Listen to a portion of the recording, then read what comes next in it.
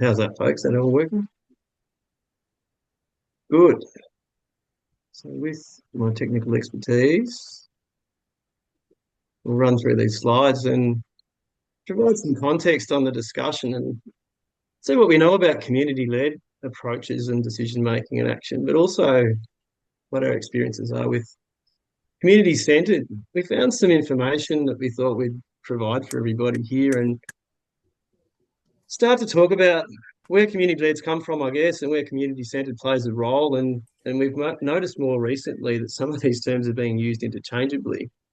And really wanted to understand and discuss with each of you through today's session about what these approaches are, what they mean, and how different they are about working together as a community and leading, and also about engaging a community, particularly if we're part of an organisation or another community or somewhere else that's it's an external actor and engaging with a community to work together.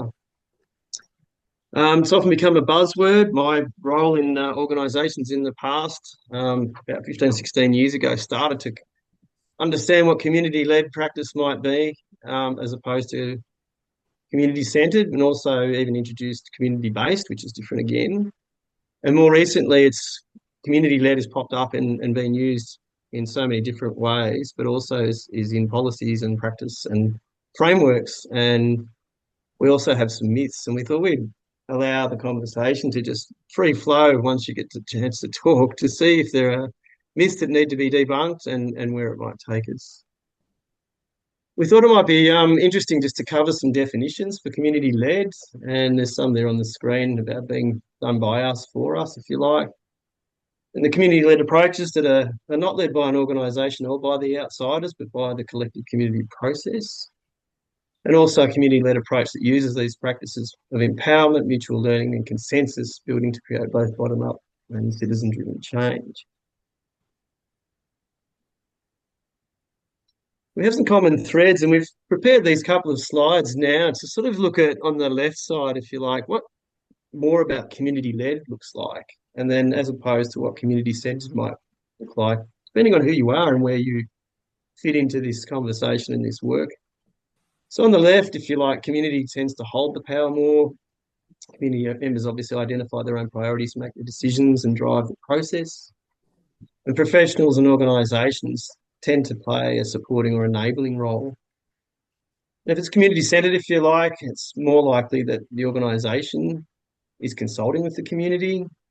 And the community is often included, but the decision-making can remain with the external actor. Similarly, the initiatives might be initially designed by an organisation and offered to the community to participate, but it does raise questions about ownership and who actually holds the power. We mentioned the role of external actors and the role to be maybe a facilitator, enabler, an ally, maybe even an advocate for the community and their processes. But the role is also to maybe support community capacity and offer tools or informational resources and maybe remove barriers to self-determination. In a community-centred approach, external actors are often drivers or managers of an initiative, and they may use the community input to drive what's been predetermined by a project or policy or initiative that's been developed, if you like, by the organisation and offered for the community to participate. And with approaches to knowledge and experience, community-led, we really wanted to make sure that we understood the needs for lived experience and Indigenous knowledges and local insights to be seen as central. And it's really about that grassroots or bottom-up and strengths-based orientation and approach in a community-led way. And community-centred might understand these things, but the lived experience might be acknowledged, but maybe filtered or maybe not quite picked up the same way through some other approach or framework. And there's usually a top-down influence where community strengths may also be considered as our needs and priorities, but it might be through a different lens. We then considered what ownership and sustainability might look like, and often with community-led process, depending on the conditions for change and the responsibility that the community takes on and their drive to do so, it often leads with this ownership and can assist to build long-term sustainability and resilience.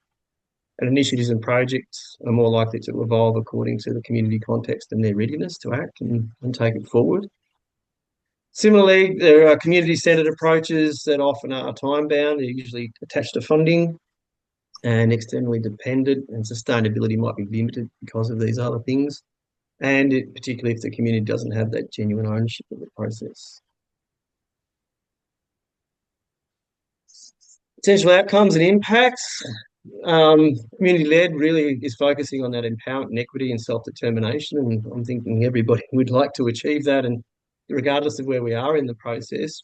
But there really is this understanding about power and the shifting of systems and redistributing power and resources in a community-led approach.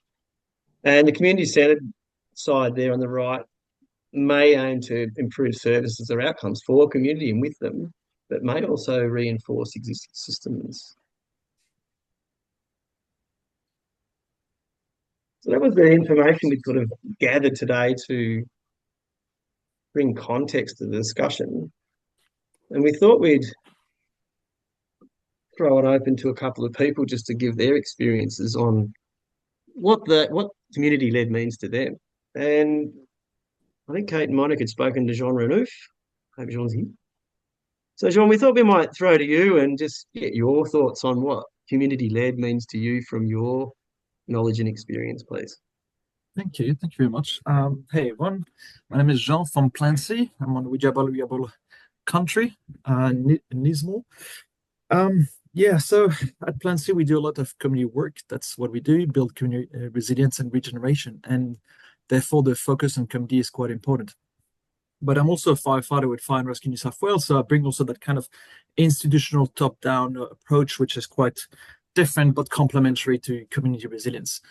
And often an example we use in our workshops or training is this one. If I come as a firefighter to a community to say, respond to disaster or whatever, I may have the technical expertise, the backup of an organization, the clear role, responsibility, and everything. But ultimately, I will arrive in a place which I do not know. And that means concretely, especially in terms of large-scale compounding disaster when everything is a chaos and a mess, I don't really know which routes are open or closed, which alternative route exists if the main ones are closed. I don't know where to get food from if the main shops are closed. I don't know where the most vulnerable people live. And I'm sure, if I was to ask all of you here, in your town, in your village, in your neighborhood, where do the people most at risk live? You would know intuitively, it's in the street, in that neighborhood. So community clearly has a local knowledge, which is understated. But framed this way allows us to understand, oh yeah, I know stuff. We just don't don't talk about this. So we try to make communities realize that that's why they have a role, because they have this innate knowledge, which is not necessarily verbalized very clearly, but that's why their participation is so important. Now, we have found that often, and there's been progress, I have to say, but institutions, federal government, local council agencies, etc., understand much better the role of community. And here in Northern Rivers, because the 2022 floods, and the response from community, it was pretty clear that community indeed had a role, but are still navigating a bit what it looks like in practice and how do we make that happen. And I'm stereotyping a little bit, but typically there'll be someone in uniform, who will say all the right thing. They will say, this has to be community-led, and we support community in their choices, and now we're going to tell you what to do. Because they don't know yet how to actually articulate this in practice. And there's a lot of goodwill, good intention, willingness to learn. But still, I think as a nation, we're kind of working this tension out at different levels, at different attempts, without entering into too much details.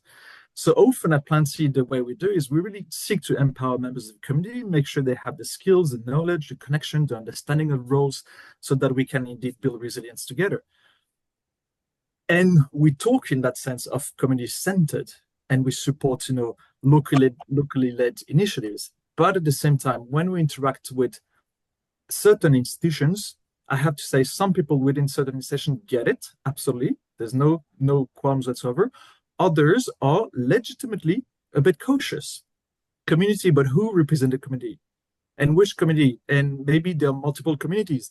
And these are all fair points that need to be, kind of discussed as part of clarifying. So often we would talk when members of the community are community-led, but with some institution with community-centered to appease that, so that we don't start from a place of confrontation and tension and defiance. More like, okay, let's work on this together. So yeah, in a nutshell, these are a few things I want to throw in the conversation. Thanks. Thank you, Sean. I think what you put there is that it's really, really complex. There's no one right or wrong answer here, and there are different approaches and different needs depending on the situation and where we find ourselves and the capacity and capability to act, and then what drive there may be from the community to be able to use those systems and processes that they already do day to day, and whether they can enhance and use those in a time of need. And then maybe what external support or actors that may help contribute to those processes or not. It's really important. And there's no right or wrong answer, as we said. So it's thank you for that. That's really helpful. And we thought we might also throw over to Rebecca Walker. And Rebecca's had a number of different roles in both the community-led and community-centered space. So Beck, we thought we might throw to you and see what you thought about community-centered approaches as well. Geez, Steve, how long do you have? Hi, everyone. It's really good to see some familiar faces, and it's nice to be part of this conversation. First and foremost, so I'm Beck Walker. First and foremost, I'm a community member. So I'm a community member of a community in Melbourne, but also in South Gippsland. So that's my background. And I'm involved with some community-led and some community-based or community-centered programs. I think I agree with everything that's sort of been talked about today. I come from a varied background, so I've done a lot of work overseas in Papua New Guinea, and I've also done a lot of work at home in Australia in sort of disaster resilience and building up resilience within communities. And interesting, like when I reflect on it, this language just wasn't about, and it's still really not used when you look at international development and that process. So I'll talk about that today because I think my experience at home is probably very similar to a lot of people on the screen. So I went to Papua New Guinea for 2 years and arrived as the expert, which I absolutely was not, and I never claimed to be, but certainly certain people think that they are. I landed in a community where I really was embedded into a community over 2 years. And that community, when I look at, community resilience in that respect is born out of necessity, like a need, where government and governance just doesn't really exist. Funding doesn't really exist. And if it does, then it goes to certain projects and certain programs. I was involved with the Australian Volunteers Program, so that's different again. So they really taught, before we left, that briefing was be humble, be curious, ask a lot of questions. But at the end of the day, you are going to be made redundant. So whatever skills you bring to the table, you need to build the capacity of the local community, and then you'll leave. And then, at the end of 2 years, I wasn't sure what I'd done. And I felt like I'd got more than I'd actually given. And I've been lucky enough to go back. And I think the thing is with community-led is that when you bring the experts in, and it's about inviting people in to have a conversation with you, whether it's locally or overseas, and maybe work with you. It's not until the experts, whoever the experts, and I hate that word, but whoever the invited people are in, like when I went back to that community a few years later, it took me leaving for the dust to settle, for the community then to reorganize themselves and figure out what it was that they needed or they wanted, and then I could come back and we could learn together again. And it's about taking that process together, those steps together and learning together. And I think in Australia, it's similar. I think community-centered, well-meaning, often bound by a program or a bunch of money. There's a need, there's a risk or a need that's been identified that may or may not have been identified with community, but well-intended programs, and I think this interchanging of community-centered and community-led, we need to be a little bit careful because community-led really comes from community, is for community, and it's at the invitation of community that external people can come in. And both are very valid and both are very needed. I don't know, Steve, does that sort of ask a few questions? I think it raises some really, really great points too. And you've talked about the experts being brought in as the external actors that we spoke about, even in the slides earlier. And, it's certainly something that we've discussed for a long time, and particularly through the DisasterWISE conversations, is that the community are experts in their own community. That 100%. they understand the people, the systems, even the smaller communities that are within the larger groups, and they might be right down to very small groups and those that don't necessarily interact. But they are the experts in their own place and their own community, whether it's a place-based community or other.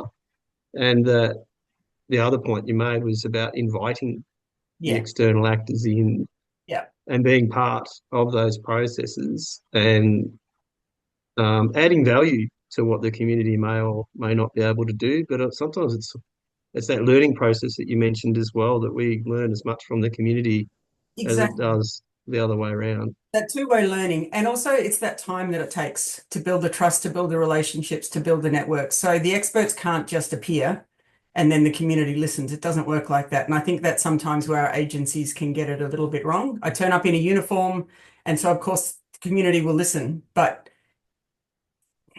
yeah, it doesn't necessarily work like that. Yeah, thanks, Beck. It does lead to our questions, and we're going to break out into some breakout rooms soon. And we want to understand where these things do work really well and maybe why, and maybe where it doesn't work so well. And you've spoken about others turning up with best intentions and what needs to change. And, we do work in a model of calling emergency services to come and assist, particularly in incident situations, and that's what the system's designed for. But when it's a disaster and overwhelming, you know, external people, whether they're agencies, government or other, it might be other community members, will turn up to help. And it's really important to understand the community has their own strengths and they'll have their own needs and their own priorities. And being able to offer assistance is one thing, and being able to fit in with what the community is doing and maybe assisting in some way and maybe providing the additional capability or the additional resources, even if it's not that particular agency's job, they're probably connected to someone who are. And it's being able to work differently. And that's probably that question about what needs to change. And I think you touched on that well as well. So that's really good. Just before we go to any other into the breakout rooms, were there any other thoughts or questions that people had? I hadn't really had a chance to follow the chat. There's probably lots in there as well. Is there anything that we should pick up before we break out?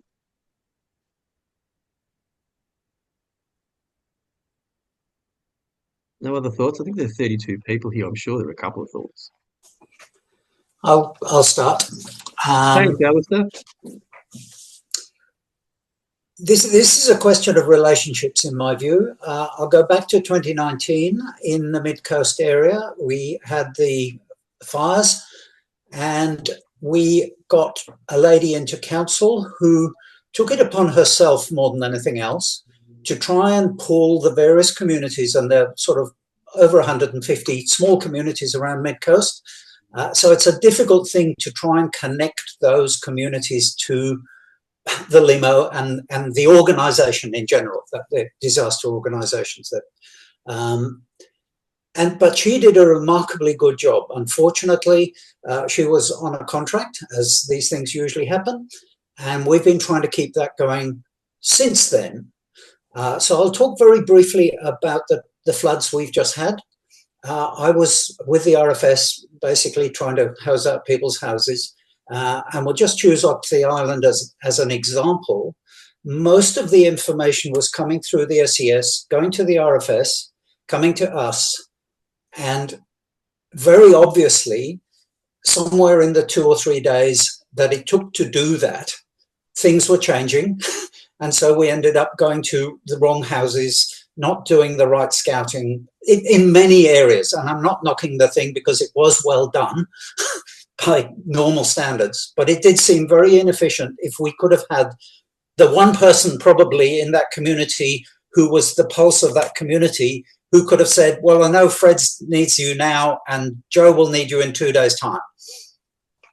Yeah, thanks, Alistair. It is about understanding the community, and it is a dynamic space. Things change. and they change rapidly, and it's enormously complex, and there's no way to manage it in a plan, because no plan will be able to deal with the amount of things, priorities, and complexities that we're talking about. And the community will understand in most part what's going on, and the ability for agencies to help is about being coordinated and connected in maybe some different ways that won't be well managed by the clunky traditional system, if you like, or the hierarchy. Thank you. Any other thoughts or questions? Or maybe if not, we'll head over to the breakout rooms. Monica's giving me the nod. Good on you, Mon. So we thought we'd give everybody the opportunity to speak about your own thoughts, maybe some quick reflections about introducing yourself, and some quick reflections on where you've come from and who you are in the breakout room, but also just to think about those roles that you've played, and what did work, what works well in a community-led or community-centered way according to your experience, and what doesn't work so well, and what does need to change. And in thinking about that, maybe some of the barriers and benefits to both of those approaches. What we'd really like you to do is also capture this information on a whiteboard. And I think it's a big one, shared whiteboard between all groups, and you'll find some sticky notes there, and you can grab those. But we really want to understand your thoughts and capture this information. And we'd like to continue this conversation beyond today, because we are about connecting, learning from each other, and making some change. That's actually the three principles of DisasterWISE. But for each of you to contribute to the conversation is enormously important. So, Mon, I think we're nearly ready to go to our breakout rooms. Yeah. And if each of you could at least assign someone to report back, I think we'll have about 20 minutes or so. And each group might just get a quick chance to report back when we come back and go over some of those key points from your notes. Is that right, Mon? Are we ready? Yes, I think Kate was organising the breakout rooms, but she's just put Even the better, link in the chat. So everyone jump on that link. And there's a whiteboard link there as well.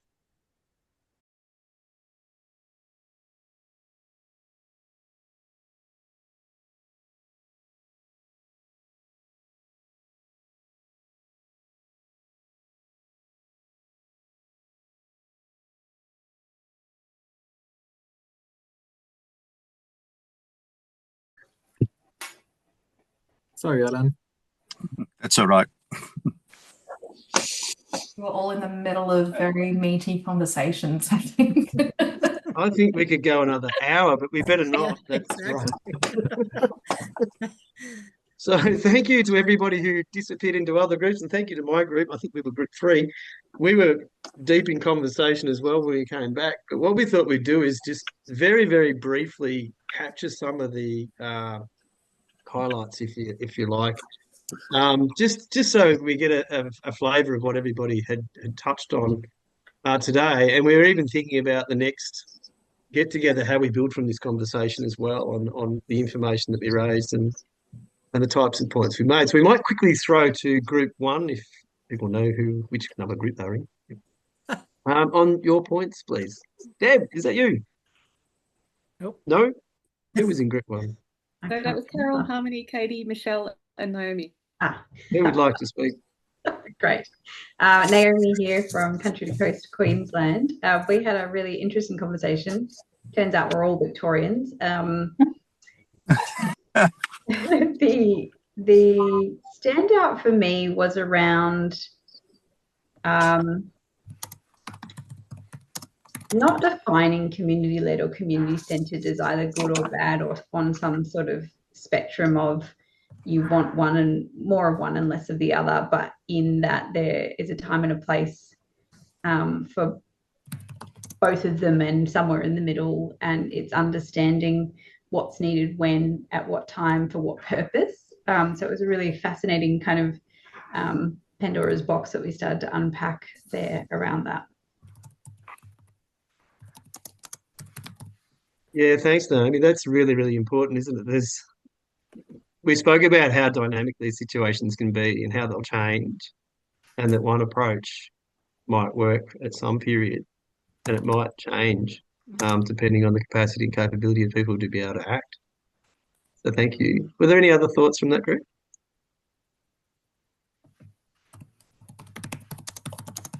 Happy to move on. Maybe group 2. Who was over in group 2, please? So that was Beck, Deb, Emily, Iris, and Monica. Right. Do you Who'd want like me to to go, speak? Deb, or do you want to go? Go ahead. Okay, I'll try and yeah, I'll do this, but we were really bad at answering these questions. We were just having a really great conversation.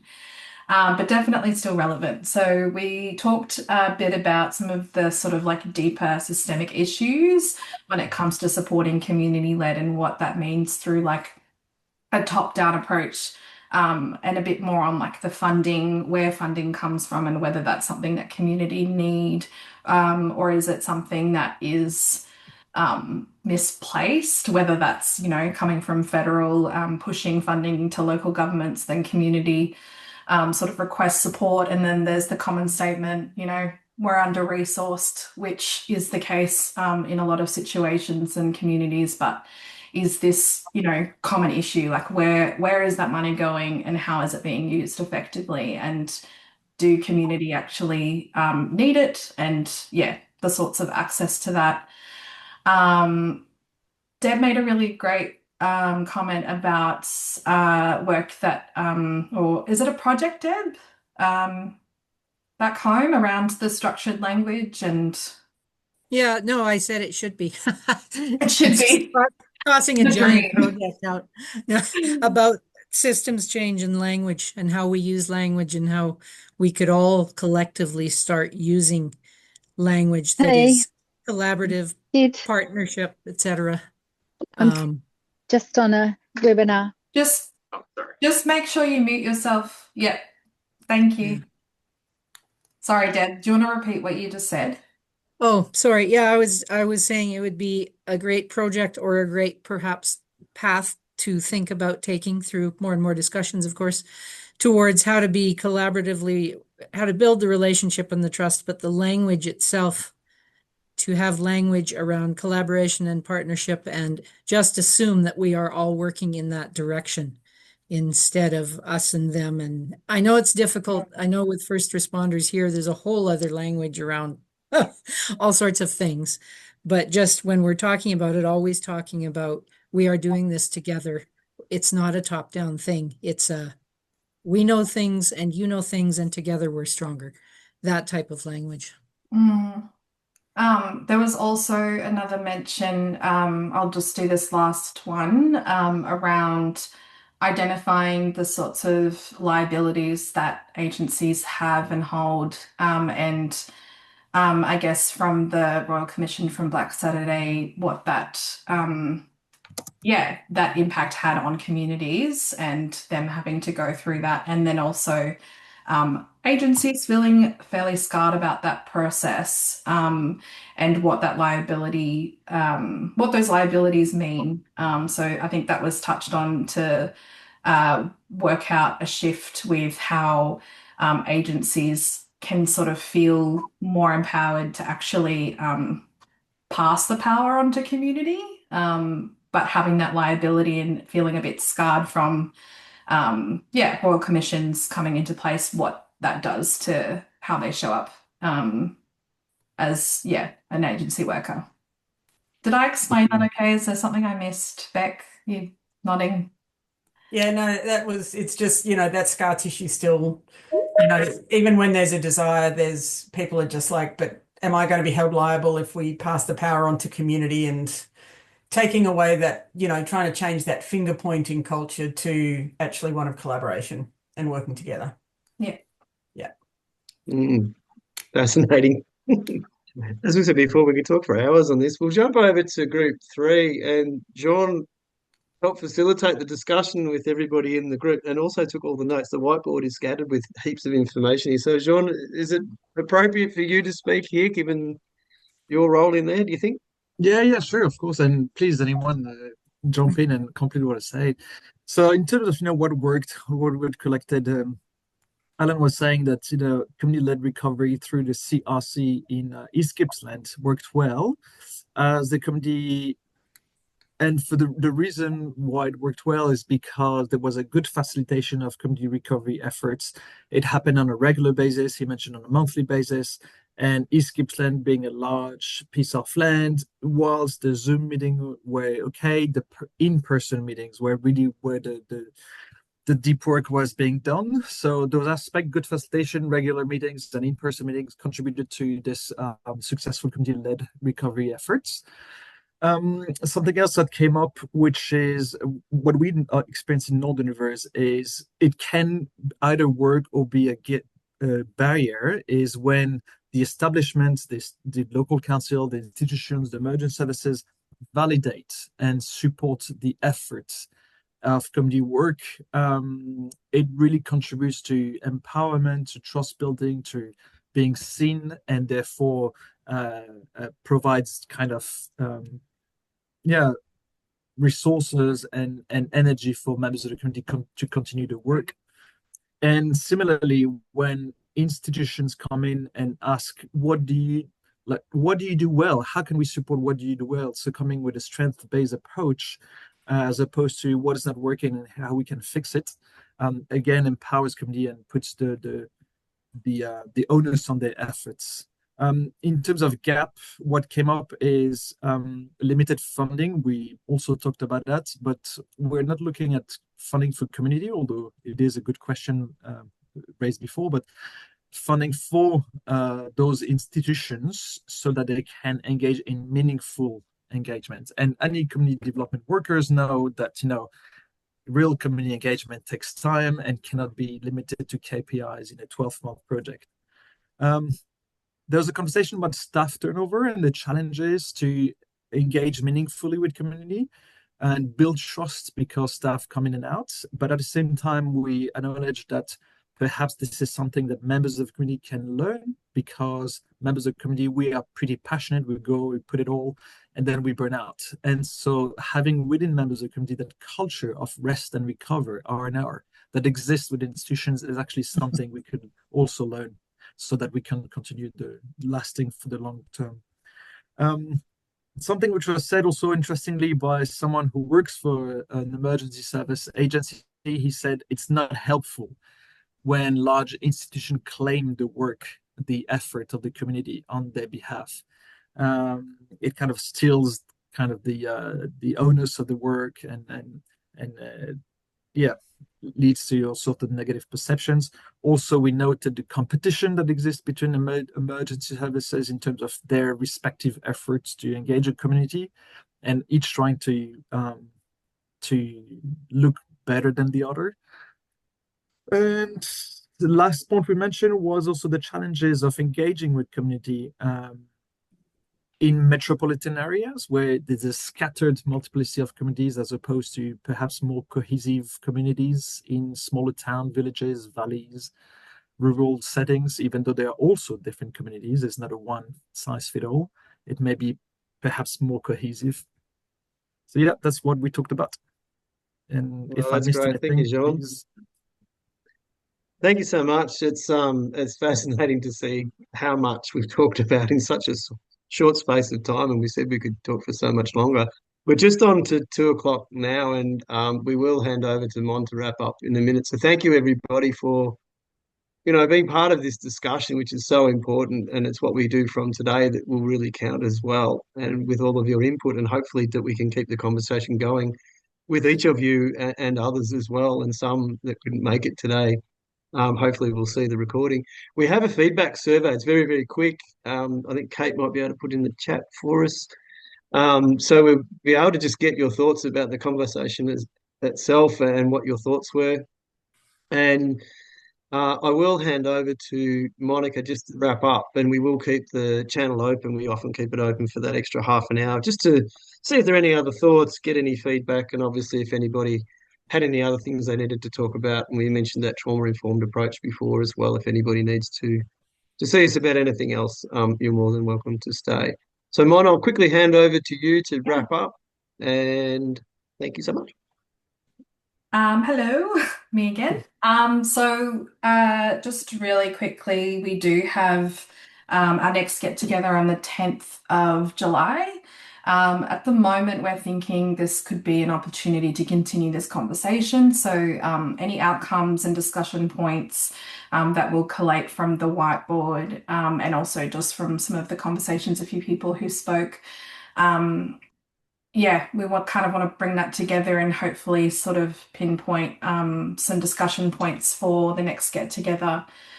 So definitely register and come to that. You can jump on our website and there should be a listing there.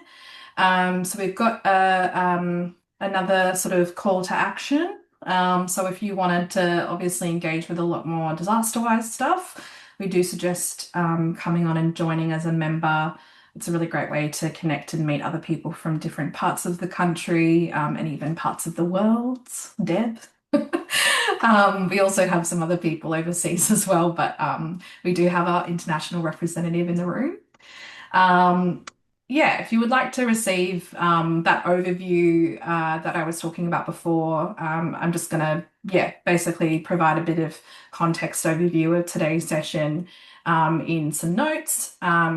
And yeah, if you want to get that, you'll just have to subscribe to our newsletter, and we'll be sending that out in the next couple of weeks. What else can I say? I think that's pretty much it. I mean, joining the Learning Network platform is probably key to connecting to more events that we'll have in the future. And yeah, like we said, there's feedback in the survey and via email. Yeah. But thanks everyone for coming. I can see people just dropping off. So goodbye, people who want to continue to chat. We're here. Lovely to see new and familiar faces. And thanks for some of those people who spoke and shared their thoughts. Thank you. Cool. Thank you. Thanks so much. It was great. Yeah. Thanks. Bye-bye. Bye.